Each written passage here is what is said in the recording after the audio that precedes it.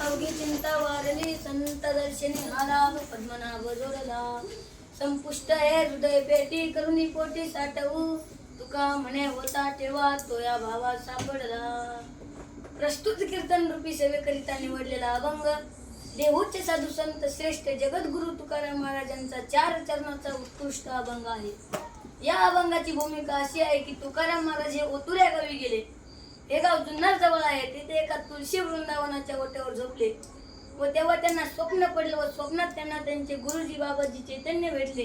त्यांनी तुकाराम महाराजांना उपदेश केला. बाबाजीने स्वप्नी येऊनी तुकाराला अनुग्रह दिला निजप्रीती. बाबाजी आपुले सांगितले नाम मंत्र दिला रामकृष्ण हरी.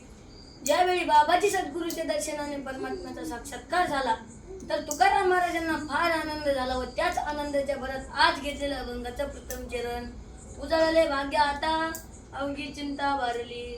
तुकाराम महाराजांना परमात्म्याचा साक्षात्कार झाला आहे. हे कशावरून तर तेव्हा प्रस्तुत घेतलेल्या अभंगाच्या दुसऱ्या चरणातून महाराज सांगतात संत दर्शनी आला पद्मनाभ जोडला. त्यावरून तुकाराम महाराजांना परमात्म्याचा साक्षात्कार झाला होता हे निश्चय खरे ठरते. म्हणून महाराज म्हणतात उजळले भाग्य आता अवघी चिंता वारली. जगद्गुरु तुकाराम महाराज आपले भाग्य उदयाला आले असे म्हणतात. परंतु संसारामध्ये व्यवहारामध्ये तुम्ही आम्ही समजतो तसे नाही. कारण तुम्ही आम्ही आपले भाग्य केव्हा उदयाला आले असे म्हणतो. तर त्या 3 गोष्टी मुख्य आहेत द्रव्य कुटुंब आणि मुलगा. तर द्रव्य म्हणजे काय तर द्रव्य म्हणजे धन. एखाद्या मनुष्याने घराचा पाया खोदत असताना भिंतींच्या पायात द्रव्याचे हांडे सापडावेत तर तो म्हणतो आज माझे भाग्य उदयाला आले तरी निदान जोडवया भाग्य घडेगा धनजया परी जोडी जे भोगावया पिपाय होय. दुसरा मुलगा एखाद्या माणसाला मुलगा होत असला मग तो आपल्याला दुर्दैवी समजतो. मग पुत्राकरिता नवस सायस ज्योतिष वगैरे वगैरे पाहतो. असे पुष्कळ प्रयत्न करतो. कर्म धर्म संयोगाने मुलगा झाला मग तो म्हणतो आज माझे भाग्य उदयाला आले विठ्ठल विठ्ठल विठ्ठल.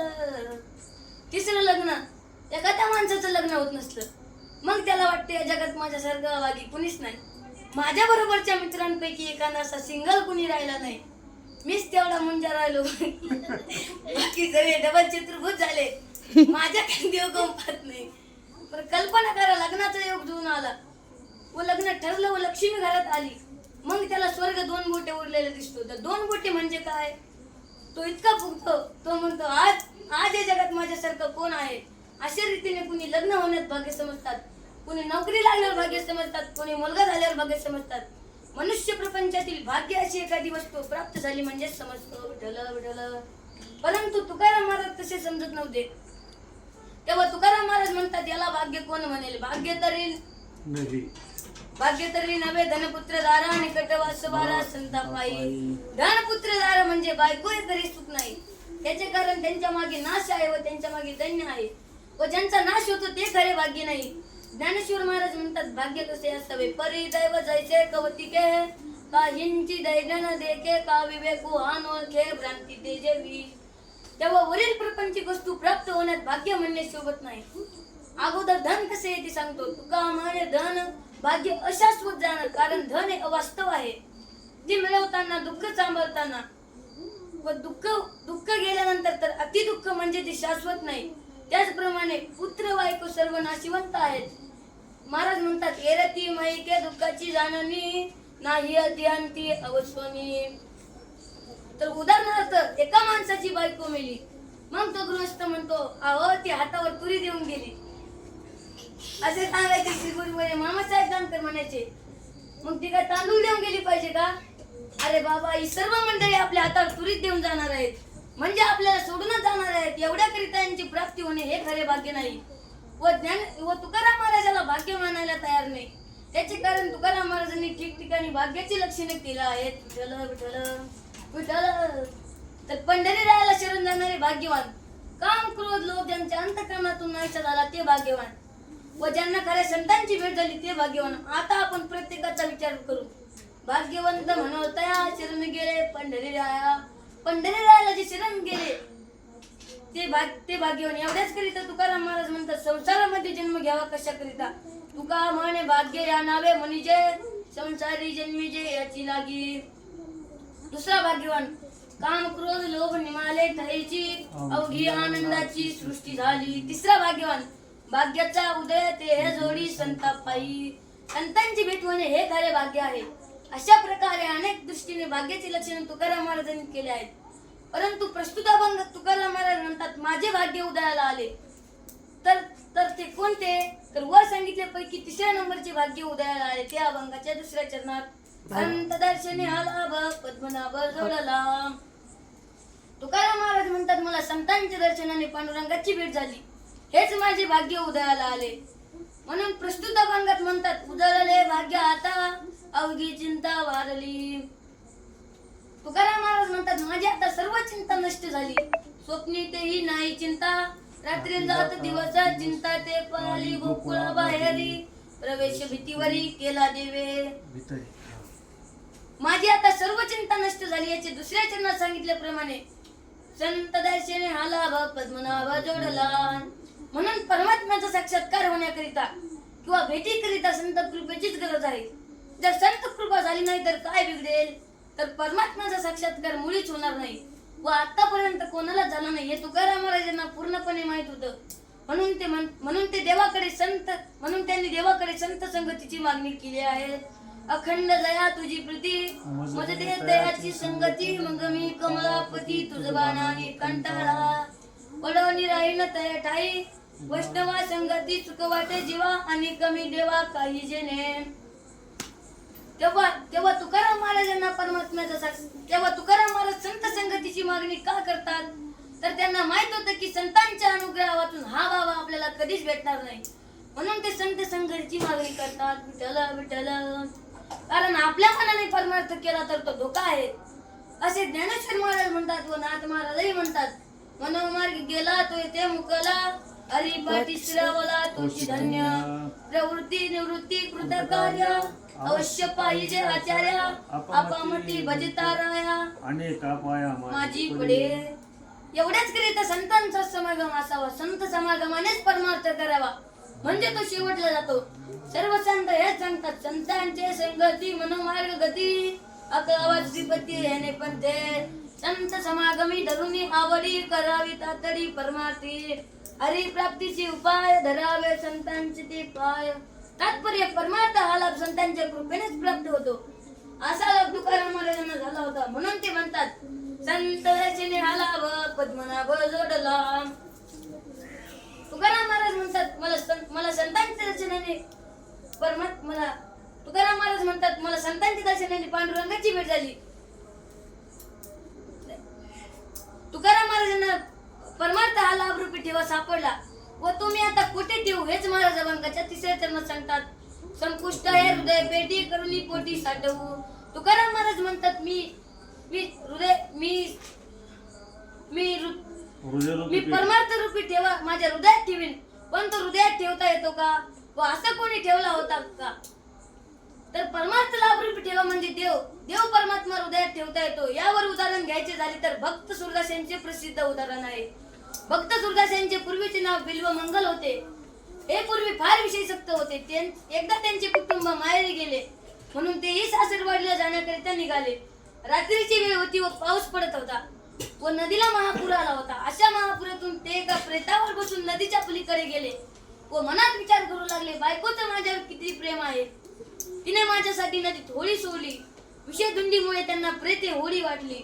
ते गावात गेले व सर्वत्र अंधार होता व कुटुंब वर माडीवर झोपलेलं होतं. खूप हाका मारले पण काहीच उपयोग झाला नाही. या स्थितीमध्ये एक सर्प लोंबत होता. त्याला वाटले आपल्या कुटुंबाने हा दोरा आपल्यासाठी बांधून ठेवला आहे म्हणून ते सर्पाचा आधार घेऊन वर चढले व कुटुंबास उठवले. तेव्हा ती म्हणाली ती उठून पाहते तर आपले मालक. तिने विचारले आपण कसे आलात? तेव्हा ते म्हणाले तुझ्यासाठी झालेला प्रकार त्यांनी सर्व सांगितले. तेव्हा ती म्हणाली मी तुमच्यासाठी नदीत होडी सोडली नाही व दोराही बांधून ठेवला नाही. तुम्ही माझ्या नासक्या कुचक्या देहाकरिता हे सर्व विसरून येथे आलात. जर एवढाच प्रयत्न जर तुम्ही देवाकरिता केला असता तर देव परमात्मा तुम्हाला नक्कीच भेटला असता. हे ऐकून तो फार खजील झाला व कुटुंबास गुरु ठरवून तसाच द्वारकेच्या वाटेला लागला. पुढे गाव आले. तेथे काही स्त्रिया पाणी भरत होत्या. त्यात एक सुंदर स्त्री होती. ती पाणी घेऊन घरी निघाली. तेव्हा हाही तिच्या पाठीमागे निघाला. व तिच्या दारासमोर जाऊन उभा राहिला. त्या स्त्रीचा मालक चांगला होता म्हणून त्याने विचारपूस केली. तेव्हा तो शुद्धीवर आला व मनात विचार करू लागला, आपण निघालो कोठे व आपणास ते आणले कोणी? तर डोळ्यांना शिक्षा झाली पाहिजे म्हणून तो त्या घरमालकाला म्हणतो, अहो मला 2 दाभण आणून द्या. त्याला काहीतरी काम असेल म्हणून त्या गृहस्थाने 2 दाभण आणून दिले. त्यांनी दोन्ही दाभण घेऊन दोन्ही डोळे फोडून टाकले व त्यांना सुरदास हे नाव पडले. ते तसेच पुढे चालू लागले. त्यांना एक दाट अरण्य लागले. ते एका मोठ्या खड्ड्यावरून खाली पडणार आहे हे भगवंताने पाहिलं. तेव्हा भगवंताने गुराख्याचं रूप घेऊन त्यांना हाका मारली. ए आंधळ्या माग हो, पुढे जाशील तर खड्ड्यात पडशील. हा आवाज सुरदासाने ऐकला व ते विचार करू लागले, हे दाट अरण्य आहे, इथे कोणाचाच आवाज असेल, इथे कोण गुराखी असेल? नाही तो भगवंतच असला पाहिजे म्हणून त्याने ऐकल्यासारखं केलं व तसाच पुढे चालू लागला. तेव्हा भगवंत रूपी गुराखी म्हणू लागले, ए आंधळ्या, अरे बैरा आहेस का? असं म्हणून भगवंताने त्याचा हात धरला व त्याला रस्त्यावर आणले. तेव्हा सुरदासन देवाचा हात धरला. तेव्हा देव म्हणाले, अरे माझा हात सोड, माझ्या गाई लांब गेले. पण हा काही हात सोडेना. तेव्हा देव त्याच्या हाताला झटके मारून बाजूला जाऊन उभे राहिले.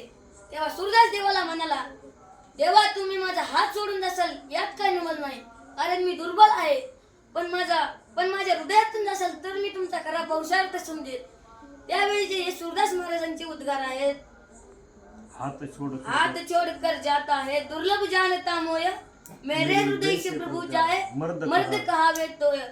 सुरदास महाराज म्हणतात, अस्तम उपक्षिप्य या तो सी बलात कृष्ण किमत भूतम हृदयात यदि निर्यासी पौरुषम गमयामि ते. त्यावेळी सुरदासाने ज्याप्रमाणे देवाला आपल्या हृदयात साठविले तसेच सावतामाळी व हनुमंतराय यांनीही देवाला आपल्या हृदयात ठेवले. तेव्हा तुकाराम महाराज म्हणतात, मीही देवाला माझ्या हृदयात साठविला आहे. साठविला राहे हृदय संपुष्टी, बाहेर धाकुटी मूर्ती वा. तर देवाला हृदयात कसा साठविता येतो व तो कसा जपून ठेवता येतो? तर ज्याप्रमाणे मनुष्य आपला अनमोलिक ठेवा, सोने पैसा धन एका पेटीत जपून ठेवतो, त्याचप्रमाणे तुकाराम महाराज म्हणतात, हा परमार्थ लाभरूपी ठेवा मी माझ्या हृदय पेटीत ठेवन. याचे कारण असे आहे की याच्यासारखा अनमोलिक ठेवा दुसरा कोणताच नाही. या ठेवाबद्दल आपण 3 पुरावे देऊ. पहिले ज्ञानेश्वर महाराज, दुसरे श्रुती वाक्य प्रमाण, तिसरे शंकराचार्य. पहिले ज्ञानेश्वर महाराज म्हणतात, ते परते काही निपजने आन नाही, म्हणून म्हणिपे पायी परम सिद्धी दे. दुसरं यम लब्ध्वाचा परम लाभम मन्यते नाधिकम ततः यस्मिन् स्थितो न दुःखेन गुरुनापि विचाल्यते. यल्लाभात न पुरो लाभो यत् सुखात न परम सुखम यत् ज्ञानात न परम ज्ञानम तद् ब्रह्मेति अवधार्यत. या स्थितीच्या पलीकडे दुसरी स्थिती नाही, या गतीच्या पलीकडे दुसरी गती नाही. असा कोण असेल तर तो एक परमात्माच आहे. तो परमात्मा मला प्राप्त झाला व त्याला ठेवण्याची जागा एकच आहे. संपुष्ट हे हृदय पेटी करुणी पोटी साठवू. महाराज म्हणतात, मला हा परमार्थ लाभरूपी ठेवा सापडला व तो कसा सापडला होतो काय किमतीचा? तर याचे उत्तम महाराज अभंगाच्या शेवटच्या चरणात देतात. तुका म्हणे होता ठेवा तो या भावा सापडला. महाराज म्हणतात, मला हा भावाने प्राप्त झाला. वास्तविक हा जुनाट ठेवा आहे, नवीन नाही. जुनाट जुगादीचे नाणे बहुता काळाचे ठेवणे असा जुनाट ठेवा तो भावानेच प्राप्त होतो. म्हणून महाराज देवाकरिता भाव पाहिजे, दुसरे काहीच लागत नाही. दुसरे म्हणजे पैसा हा कधीच लागत नाही. देवाकारणे भाव अस्मात न लगे फारसे वित झाले एक चित्त तरी बहुत. एवढ्यासाठी नका करू आता हात, गा हरे राम कृष्ण, गा हरे राम कृष्ण. तर म्हणून तुकाराम महाराज म्हणतात, मला हा भावानेच देवाची प्राप्ती झाली आहे. तुका म्हणे होता ठेवा तो या भावा सापडला. जय विठोबा राखू माई, जय विठोबा राखू. उजळले भाग्य आता अवघी चिंता वारली, संत दर्शनी हलाभ पद्मनाभ जोडला. तर प्रथम चरणाचा आपल्यास थोडक्यात विचार करायचा आहे. तो असा, आता म्हणजे केव्हा, अवघी चिंता वारली म्हणजे कोणती? तर तुकाराम महाराज, तर प्रथम आपण दुसरा मुद्दा विचाराकरिता घेऊ. तर तुकाराम महाराज म्हणतात, उजळले भाग्य आता अवघी चिंता वारली. यावरून तुकाराम महाराजांच्या ठिकाणी चिंता असावी. तर जशी तुमच्या आमच्या ठिकाणी चिंता असते, जशी तुकाराम महाराजांच्या ठिकाणी चिंता होती का? तर अगोदर तुमच्या आमच्या ठिकाणची चिंता पाहू. वाढावे धन, गृही व्हावे धन धान्य, न लगे खल्यावे खावे बरे असावे सदैव हेची करी हाव संसारी. प्रत्येकाला असे वाटत असते की आपल्याला उत्तम प्रकारचे कपडे असावे, आपण छान शौकीपणाने राहावे, दुटा भाकरी खाण्याचा प्रसंग येऊ नये हीच प्रापंचिक लोकांची हाव असते. तर एखाद्या वेळेस दुटा भाकरी खाण्याचा प्रसंग आला तर तो देवाला दोष देत असतो. याचे ज्ञान शरीर पोषण करणे एवढेच असते. या ज्ञानाला पारवडीचे ज्ञान असे म्हणतात. आत्माचे ज्ञान असे म्हणतात. पिंड पोचावे रे आत्माचे ज्ञान, विलास मिष्ट न करून या. निरनिराळे विलास करणे, नाना प्रकारचे मिष्टान पदार्थ खाणे व शरीराचे भरण पोषण करणे यातच आपल्या जन्माचे सार्थक समजणे व याच्याच करिता रात्रंदिवस चिंता वाहणे व खटपट करणे या ज्ञानाला पारवड्याचे ज्ञान असे म्हणतात. जीवत्वची देव भोजन ते भक्ती मरण ते मुक्ती पाखंड्याची. याचप्रमाणे चालवकाचे ज्ञान आहे ते म्हणतात. यवज्जीवं सुखं जीवेत ऋणं कृत्वा घृतं पिबेत भस्मी भतस्य देहस्य पुनरागमनं कुतः. असे चालवकाचे शास्त्र असते ते म्हणतात. मनुष्याने यावत आयुष्यात सुखाने राहावं व पैसा नसेल तर कर्ज काढून राहावे आणि कुशाल भोग भोगावे. कारण एकदा हा देह जाणून खाक झाल्यावर तर सुखादुःखाचे भोग कोणाला होणार. व हा म्हणतो पाप म्हणजे धमकी आणि पुण्य म्हणजे भूल. अशा थाबी करता त्याची खटपट असते.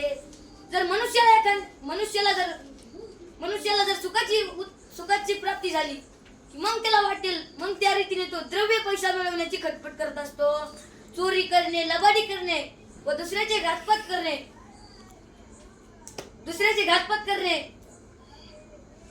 व अनेक निंद मार्गाने संपत्ती मिळवणे. परत ही संपत्ती मिळवली तर रक्षण करण्याची चिंता असते. विठ्ठल विठ्ठल.